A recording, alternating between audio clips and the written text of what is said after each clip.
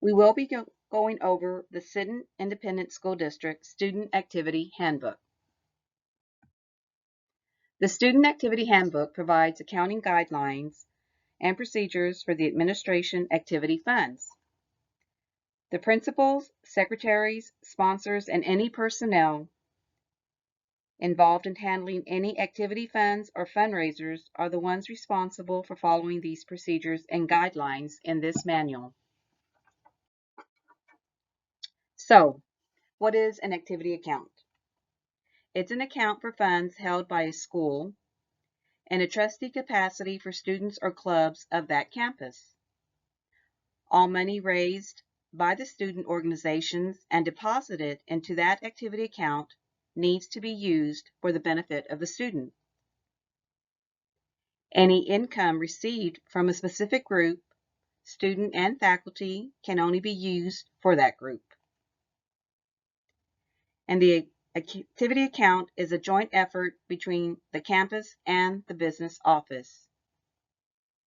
And the district is not responsible for any funds controlled by either PTAs, PTOs, or any booster organizations.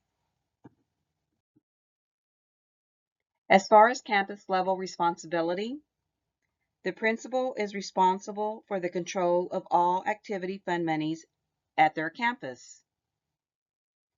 Sponsors or personnel responsibilities are to collect, safeguard, and turn in monies, complete the proper forms, comply with the district purchasing policies and the student activity handbook, and see this virtual learning presentation.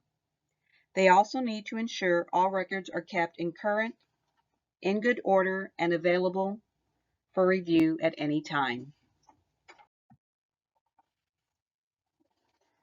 The business office is responsible for bank deposits, check disbursements, all return checks, bank reconciliations, and provides you with receipt books and money bags.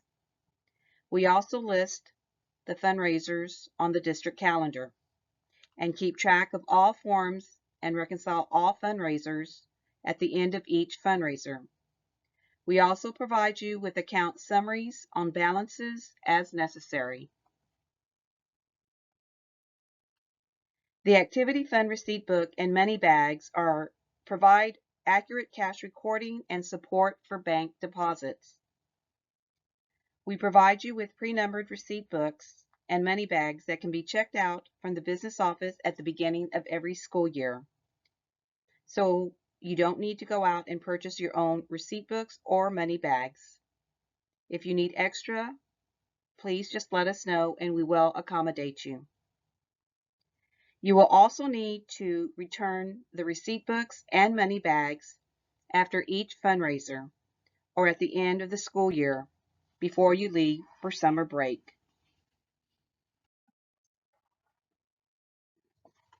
Money handling procedures. Activity fund monies must be turned in to the business office on a daily basis. All money should be sent by the district's campus mail carrier or hand-delivered personally to the business office in a locked money bag. Money is to be given to a business office employee. You will need to sign the logbook to confirm the delivery of your monies. So please do not send monies in an unlocked bag or envelope via campus mail. It can be lost or stolen, and you will be responsible for it. Your deposit needs to have a completed detailed deposit form, and it must accompany all your deposits. And just a reminder that activity fund monies cannot be used to cash personal checks. Receipting procedures. All checks and cash collections must be recorded in the assigned receipt book by the sponsor receiving the money and not the student. The white copy goes to the person who is submitting the money. The yellow copy goes to the business office and must be turned in numerical order along with your deposit form. And the pink copy is the permanent copy and is kept in the receipt book. The receipt must be completed in its entirety, including the date and the amount, the individual or source of money. A receipt cannot be issued to more than one person or source.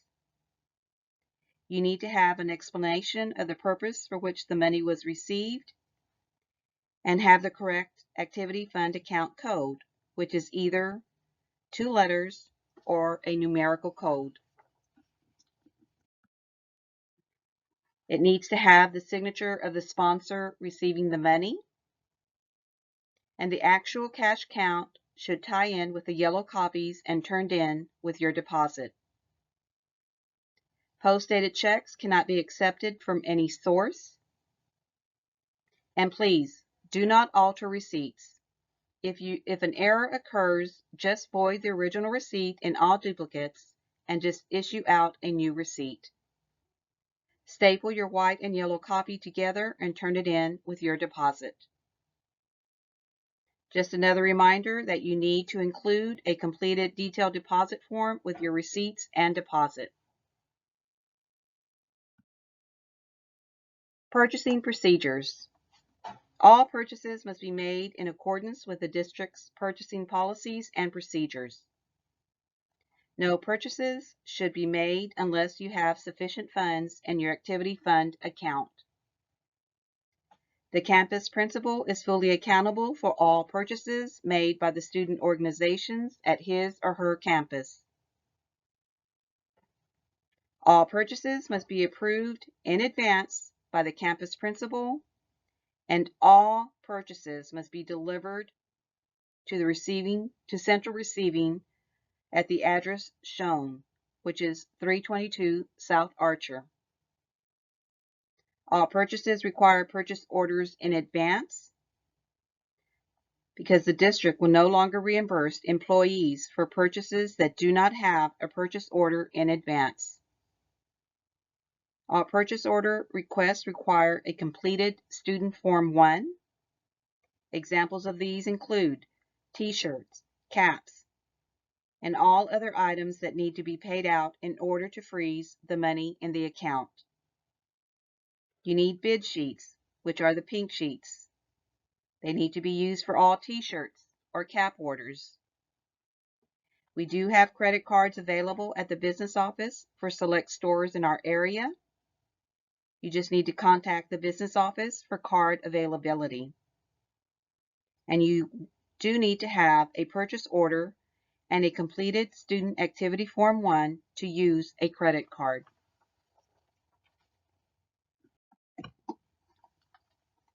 A completed Form 1 is a lavender or purple form. It needs to be signed by the principal, sponsor, and your student officer, if you have one, and it must include the payee, the date and the amount, the signature of the person requesting the check, along with the signature of your student officer, if you have one, a brief description of the reason for the money needed, the activity account number to be charged, and the signature of the principal. When is a purchase tax-free? When the school district purchases items for the school's own use that relate to the educational process. We also provide you with the Texas State Tax Exemption Certificate. Purchases made by individuals for their own use, even though connected with a school or school organization, are not exempt from the tax. Examples of these include cheerleader uniforms, band instruments, and athletic uniforms. Tax exemptions on school-sponsored trips. Meals that are purchased by the school for the student groups or on their school trips are exempt if the school pays for the meals altogether. When a student purchases the meal separately while on the school authorized trip, they cannot claim exemption from the sales tax. Hotel occupancy state tax exemptions may also be claimed if the school contracts and pays for the accommodations. Linda usually takes care of this, so there's no need for you to worry about that. District employees and students may not claim exemptions for sales tax on any personal purchases while on school business. Disbursements.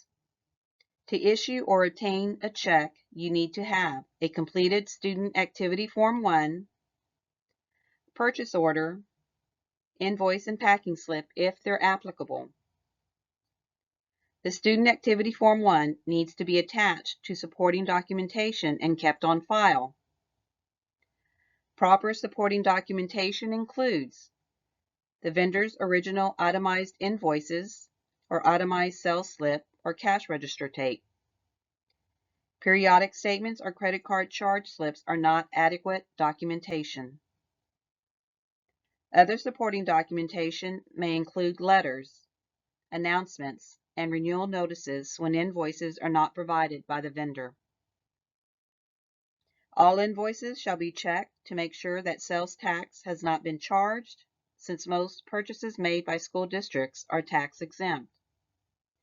Taxes will not be reimbursed. So you need to make sure you check the invoice before you turn it in for payment. All expenditures will be paid by check from the Activity Fund checking account.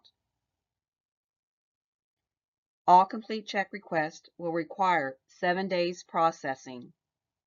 There may be some exceptions granted, but that will be at the discretion of the business office.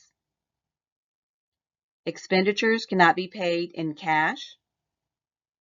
Examples of these are DJs, security, HEB, or any last-minute expenses. Payments must always be made to a specific person, company, or organization. Checks should never be made out to cash. All contracts need to be signed by Melissa Villarreal, our Assistant Superintendent for Business. Sponsors or principals are not allowed to sign the contracts.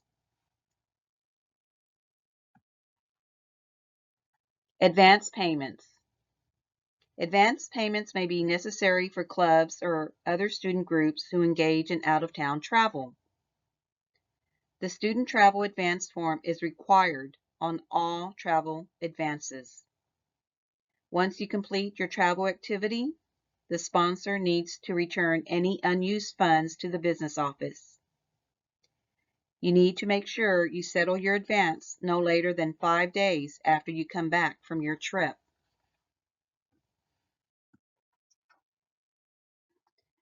Transfers between accounts or general fund.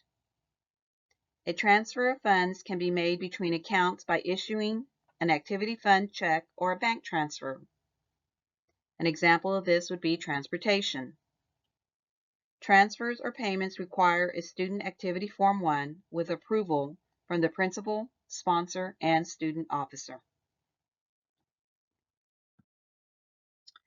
Okay, so what is a fundraiser? It's an activity involving the participation of students or a school organization for the purpose of raising funds for the school or a school-sponsored group. It's any time that the kids are used for raising money. Fundraising activities are considered an extension of the school program. All money raised becomes school funds, which means it belongs to the school-sponsored group responsible for raising the money. Sponsors must submit to the business office an annual plan fundraiser form, which is step 1. You list all of your fundraising activities and the intended use of the funds specified. It doesn't mean you have to have all of these fundraisers. It's just for planning purposes only. The form must be pre-approved by the campus principal.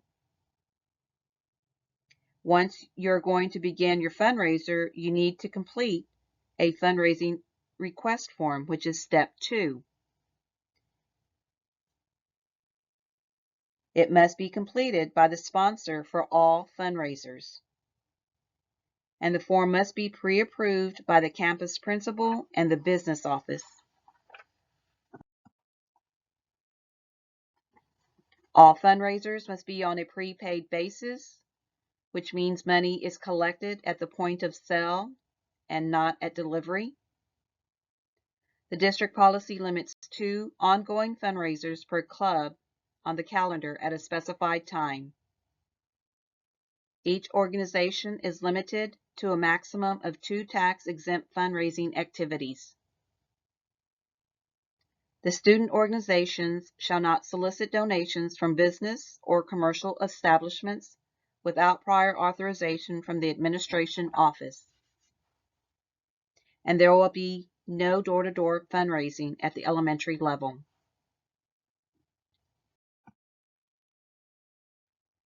Taxable sales. Public schools and school-related organizations must collect the sales tax on the following: school purchase supplies sold directly to students, including athletic equipment, PE uniforms, t-shirts, and etc. It's anything that when the end product becomes the possession of the student. Student publications such as yearbooks and football programs. School rings. Books sold to students at book fairs, and all catalog sales. Taxes are paid to the Comptroller's Office quarterly, so if you owe taxes, you will receive a Form 1 from the business office indicating your organization owes taxes.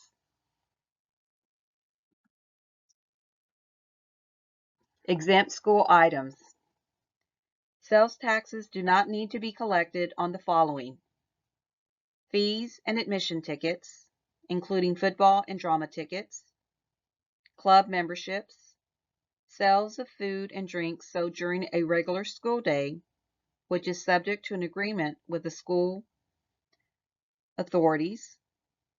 You also need to check with food service to make sure it doesn't compete with the food and nutrition program.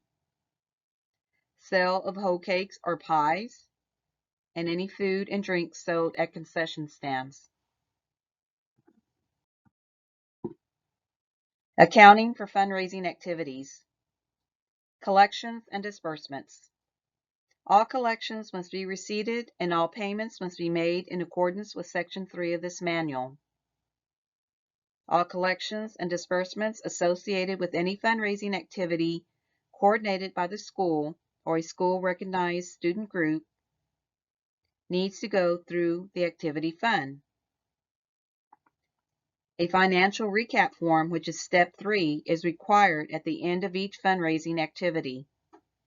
The form needs to be turned in within 1 week of completion of your fundraiser.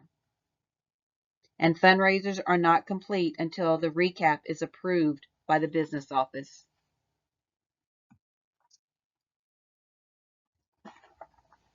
The club sponsor is responsible for keeping accurate records and managing all fundraisers in accordance with the district guidelines.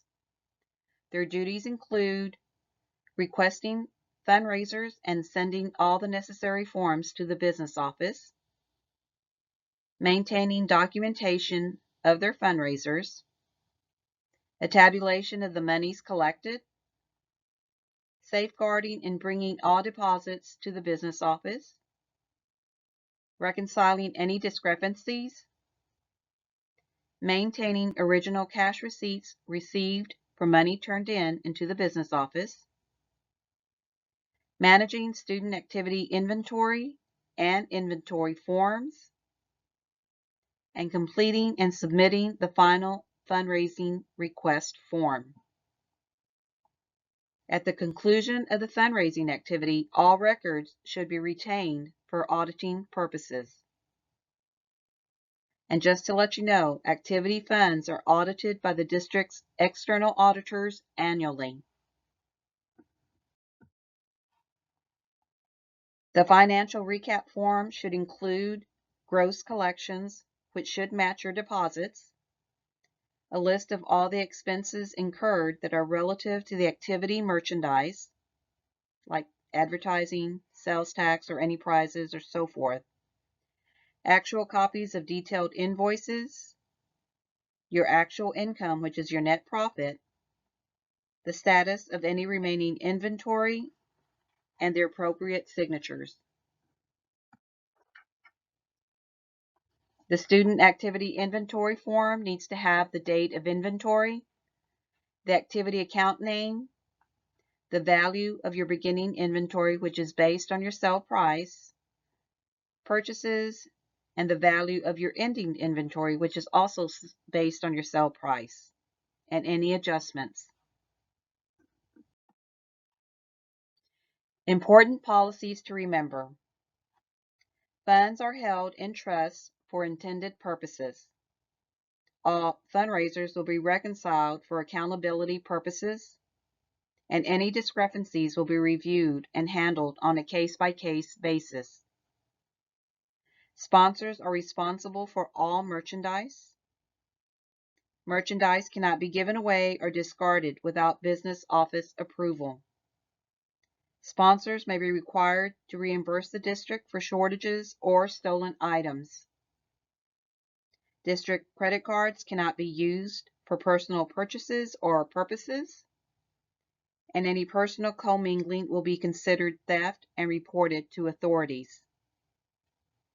All thefts must be reported to the principal, business office, and the proper authorities as soon as possible. Here's a list of the appendix or the activity fund forms and examples. So please check with that link that's listed for the necessary student activity forms. Here's the list of the business office contacts and phone numbers. If you have any questions, please send me an email and I will get back with you.